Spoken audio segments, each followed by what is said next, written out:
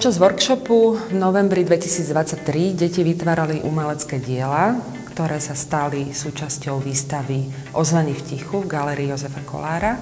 Tento projekt sme realizovali v rámci projektu Zelená misia Slovenského banského múzea.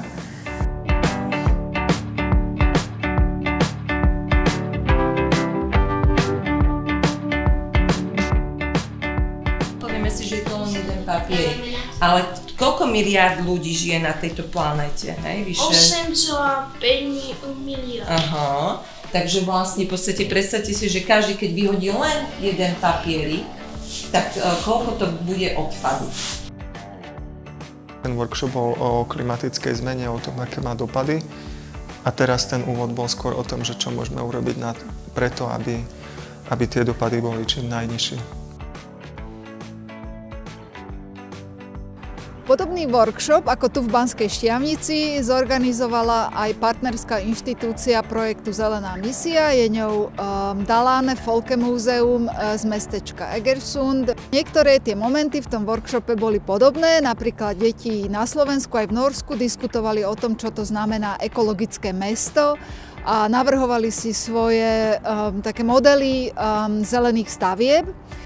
Vniesli aj svoje aktuálne témy do tohto workshopu a jednou takou témou bol aj podmorský svet a jeho ochrana. Deti si vypočuli prednášku známeho podmorského fotografa Erlinga Svenssena, ale vytvorili si aj diorámy krásneho podmorského sveta, do ktorého potom ale vpustili znečistenie.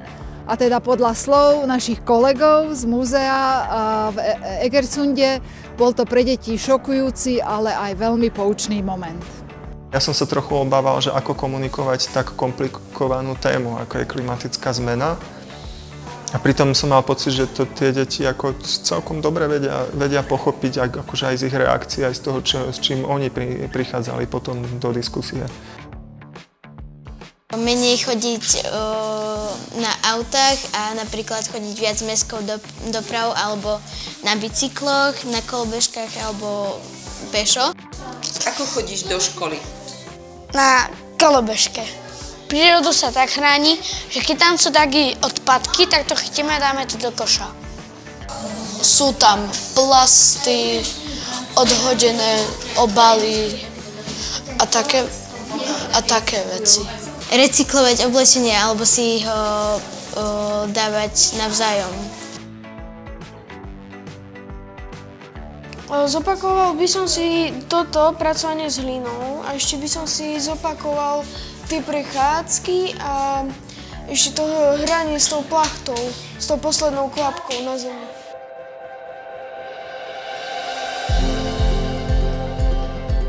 Ja som sa tu naučila dosť veľa vecí. Aj o prírode, vlastne čo všetko prírode škodí, proste aká vie byť dokonalá tá príroda.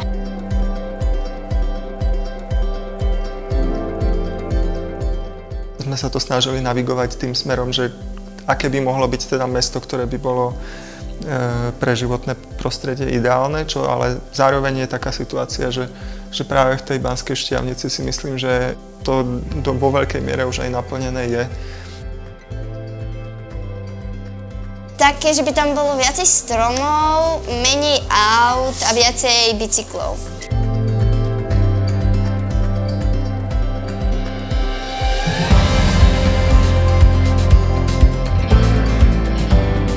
Cieľom tejto aktivity bolo, aby mali deti príležitosť uvažovať nad tým, aká je úloha človeka v prírode a vo svete, ako je v rukách každého človeka možnosť pomôcť nastoliť klimatickú spravodlivosť.